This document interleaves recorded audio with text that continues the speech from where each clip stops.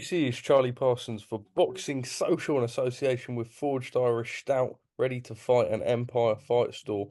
I cannot believe, right? First things first, you are the hardest man in the world to tie down, especially on different time zones. I dread to know what your WhatsApps look like because I'm sat here in my PJs watching the footy, and all of a sudden I can do 15 minutes. Thank God I didn't didn't go to bed and have an early night. And then you come on here, you've put the hair slick back, looking like something out of a 70s film. I don't hate it. We've got no beard. Parsons, let's be honest, right? People can see both of us right now in this video. No, yeah? they can't. They can't. Okay, well, let me just paint the picture. Yeah, 44 years old. When you said look like something out of a 70s film, I presume you meant a James Bond movie. My stock's gone like this. Yours is plummeting. You look like you've been dragged through a bush. Your barnet's all over the place. I don't know what's going on. I mean, and when you say, oh, you just messaged me out the blue saying, I can do 15 minutes now. You're lucky I'm sitting at home on the sofa. What else were you going to be doing on Tuesday? Well, this is what I was going to tell 9 p.m. you. Actually, do you want to know? Probably like playing like Nintendo Wii or whatever you do, or something like that. You want to know what I sacrificed tonight? What? So shout out Toby, who is Jude Bellingham's best friend. He invited me down to the Aston. You dropped something down there, Parsons. I know, I dropped a cheeky name, and I know Jude follows you, so we're definitely dropping the name even more. Invited me to watch Aston Villa versus Newcastle. I was travelling through Birmingham today, and I thought, you know what? No, I want to do a little bit with the general. No. Lies. Got a funny story for you. Just logged in. Yesterday, finished my work, thought to myself, do you know what? It's 73 degrees outside. There could be an opportunity for a cheeky little 30 minutes in the sun. See, the old schnoz is a bit burnt, right? Went up to the Chelsea, the pool at the Cosmo. Laying there, lovely bit of currant bun. In me shorts, right? Obviously, ripped to shreds these days. I hear, Wagwan, General. I'm like, I've opened my eyes. Some geezer is standing over me going, I'm like, hi. He goes, I didn't know it was you, but I basically don't really follow boxing. So I sent a WhatsApp to the boys and they went, go over to him and go, all right, Shun or Wagwan General. I'm like, oh, nice one, mate. Just get back to the sun, yeah? So it's following me everywhere. Can I just, before I react, last time you get me with a hook, line and sinker, and I was like, did that really happen? And you went, no, no, that did happen. Oh my God. Someone has come up to you in the Cosmopolitan in Las Vegas and said, Wagwan General. Whilst I was sunbathing, standing right over me. Yeah. Do you know, just lastly on that topic, I was in Zara the other day. In fact, I was in a shop in Manchester. Zara trainers, lovely little Zara number. We're also going to address the elephant in the room in a second. And honestly, this geezer scrolling through TikTok, connected to the speaker sound system. My friends were there to vouch. And in the shop, while I'm shopping, looking at trainers, I hear Wagwan General while I'm shopping. I think when you talk about storytelling, some people can do it, some people can't. I saw you get mugged off about a storytelling on TikTok, actually. What's the elephant in the room, by the way? Have you had your teeth done, Shun? No. Just see? No. They look so white. What's the lighting situation behind the camera? No. I've used whitening strips before, but I've never I'm not doing the old dentures, like going out to Turkey and having them drilled down and all that. Veneers. I might do that for the barnet, but not the teeth. I've not been to Turkey for anything. Right, let's get. Anyway, now you've got about 2 minutes. So what do you want to say? John Ryder and Jaime Munguia, not to be, but a very valiant performance, and what a servant he's been to British boxing. Yeah, I mean, we'll see what happens for his future. I think he's been there and done it all, and I'm really proud of John. He had 4 fights that really could have gone either way. Billy Joe Saunders, Callum Smith, Jack Armfield, and Rocky Fielding. And he didn't get one nod in any of those fights. So he was a little bit unlucky. And, really after those performances, particularly after Armfield and Fielding, that could have been it for him. And where he's come back and, he boxed in Las Vegas, he knocked out Akaway for the interim world title, beat Daniel Jacobs at Alexandra Palace, fought Canelo Alvarez in front of 70,000 in Guadalajara, beat Zach Parker for the interim world title, fought Jaime Munguia in Phoenix. Like, I know people don't really like talking about money, but I don't care. He's made a nice few quid at the end of his career, and that's all I wanted for John. He's actually our longest serving fighter. Goes back to the Darren Barker days, and I've never had a contract with John Ryder. We've done a great job for him. He's been super loyal as well. And if he does decide to leave the sport, nothing makes me happier than seeing him get his house, pay off the mortgage, make sure the kids are looked after and live a nice life after boxing. And I see him staying in the game, whatever he does. And, I'm sure he'll announce his plans soon. Well, his stablemate headlines in Vegas this week at the Cosmopolitan, Conor Benn against Peter Dobson. Just your thoughts going into this? We know that Peter Dobson can talk a good game, but we do, if we're honest, expect Conor to come through this, hopefully with flying colours, I suppose, and then move into another a fight quite soon in April, perhaps? Yeah, rather than wait till April, I wanted to keep him active. We had 5 weeks. I like Dobson. We just had a head-to-head. He talks a great game. He's quite a big lump. He's really a 154-pounder, undefeated, had it pretty tough. And he's actually, a kid from Brooklyn. He's tough as nails. But if Conor Benn is talking about who he's talking about and we're talking about making them, he's got to make a statement here. To headline on the Strip in Las Vegas is massive for any UK fighter. Obviously, it's a weird one because we're going early. So it's going to be a 2:30 main event time here in Vegas, 10:30 UK. And I expect a good fight. How Conor fights. He's box office every time he fights.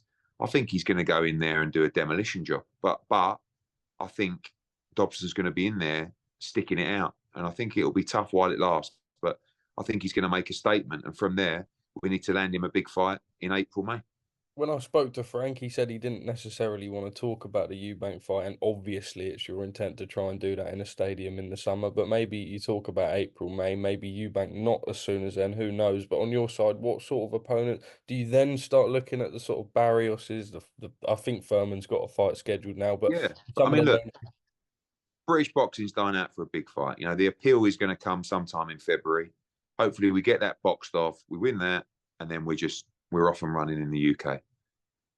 Chris Eubank, Kell Brook, Liam Smith. 3 really big fights for the UK that we can make very, very easily. Well, other than Eubank. But if not, Conor Benn can box anywhere in the world. And you're seeing that now. So, coming over here, making a name for himself in the US, maybe we come back and take a big fight in April, May. But, my instructions are very clear from Conor Benn. Big name next, because he calls them out and he genuinely wants them. But I've got to deliver. But he's got to go in there and do a job on Dobson first on Saturday night.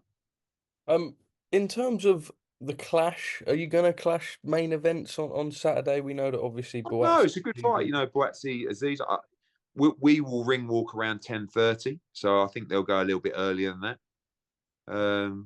But yeah, we're going to do our thing, and Conor Benn's a massive draw. Of course.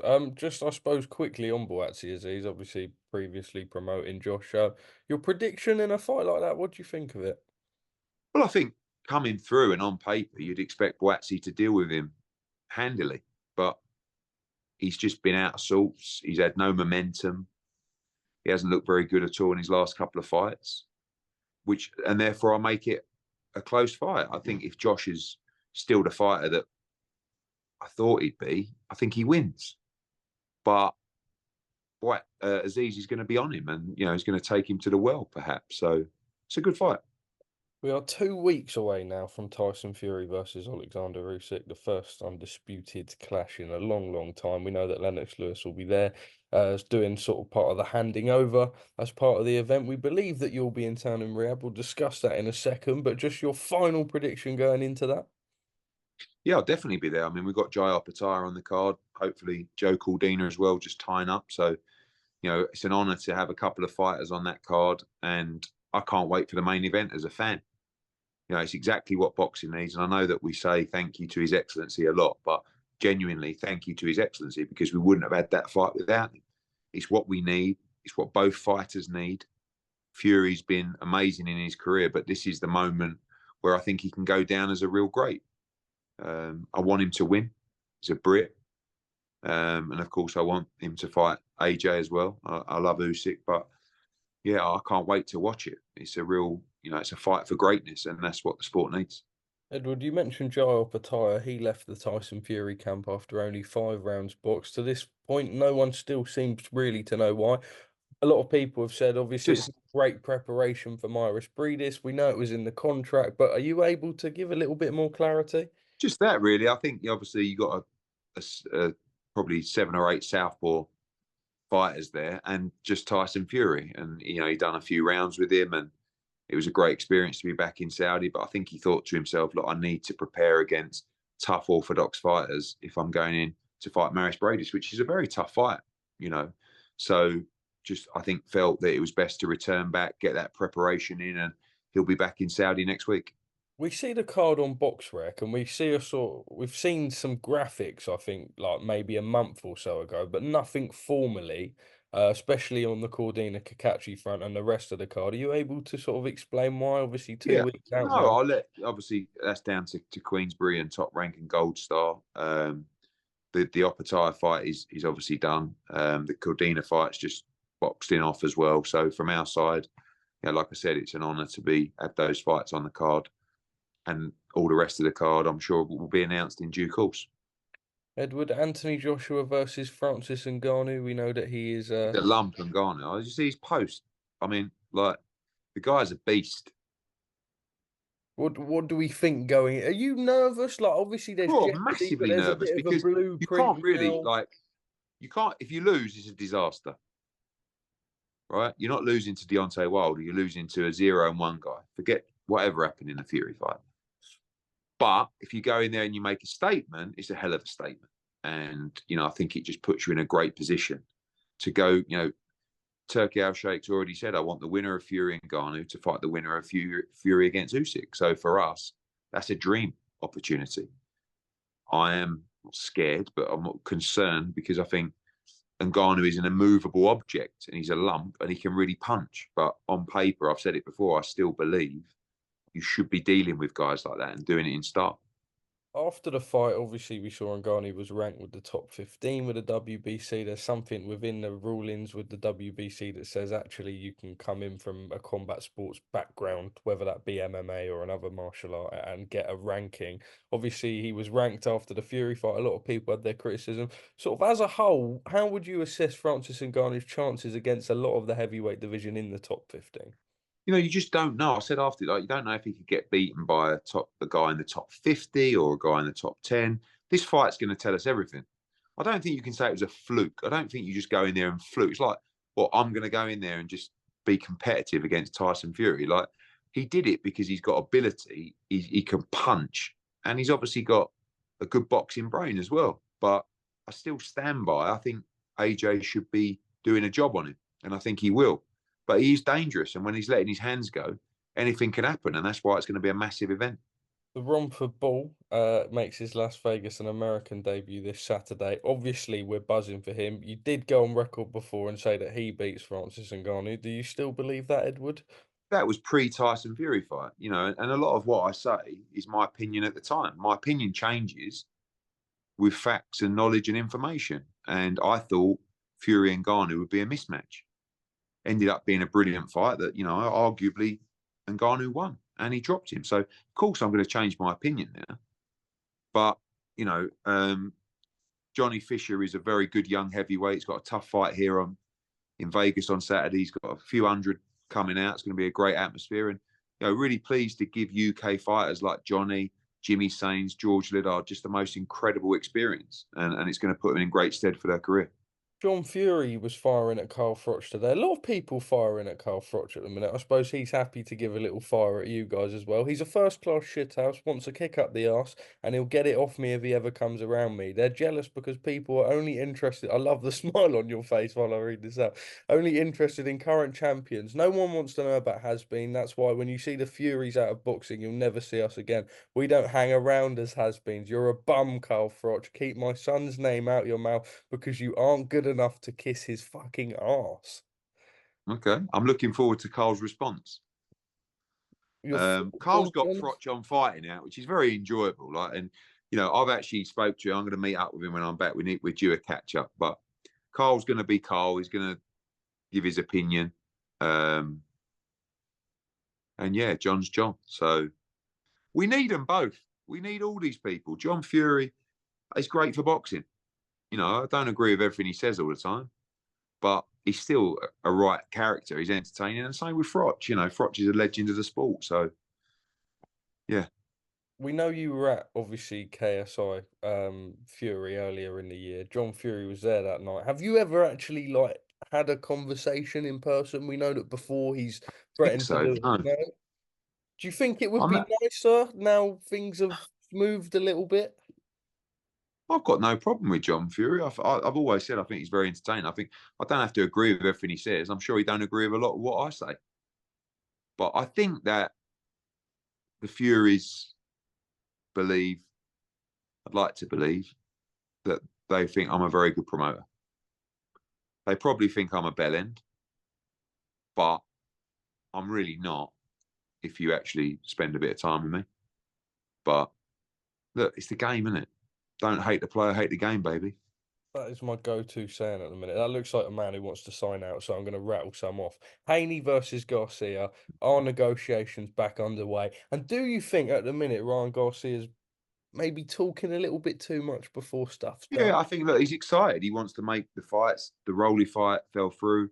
There's a chance to make Haney. I know there's been a few conversations. I'm catching up with the Haneys this week. It's a fantastic fight for the zone. I think it's the fight to make. So fingers crossed it gets over the line. What's the crack with Oscar? Because obviously, when you were gassing it all up at the press conference, he didn't bat an eyelid. And then I think he came out before the broadcast and said that he does want to work with you. And I think it was only Al Heyman that he encouraged to get involved. And I think you filmed the Yeah, face off with each other. I mean, how did that week unfold? it's good. Oscar talks a great game. I hope it's all genuine. Sometimes the body language doesn't quite suggest that, but look, I respect him. He's a tremendous fighter and he's got a good stable. And obviously, we're on the same platform. So you saw the success when we came together for Munguia-Ryder. Hopefully we can do more business together.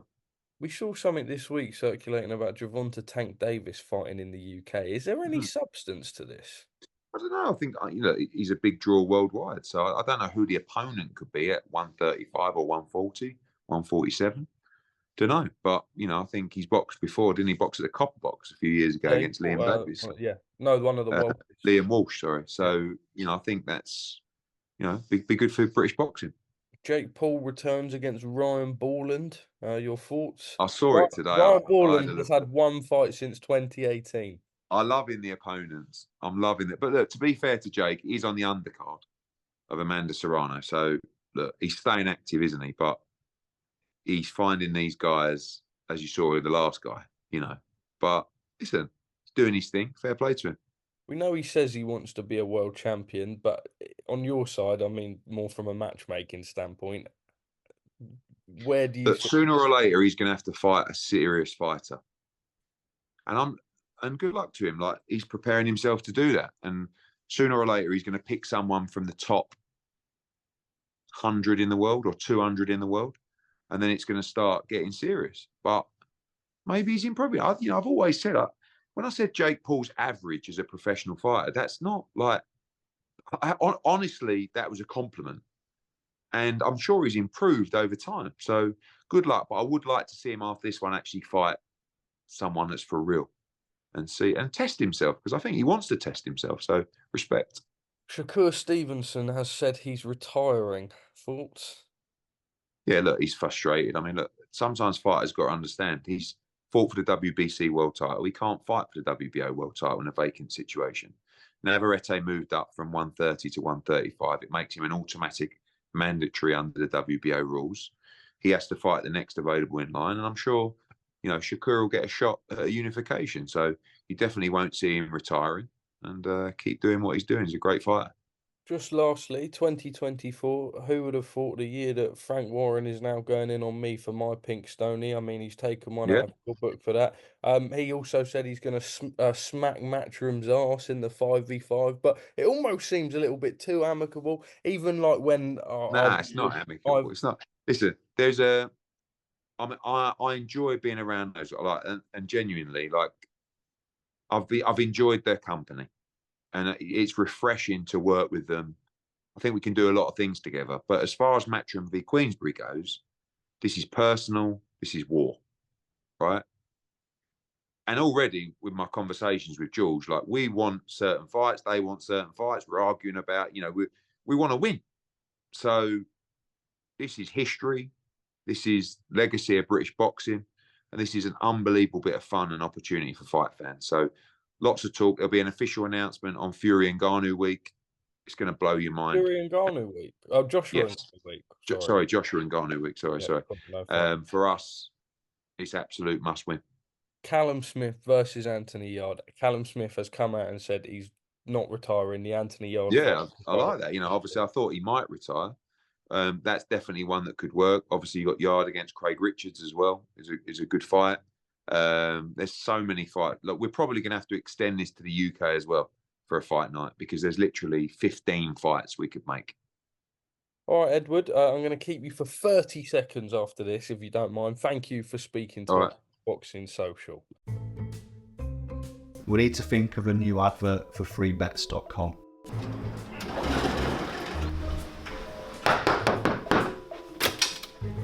Get your best betting offers from freebets.com. Yeah, that'll do. The following deals are now live.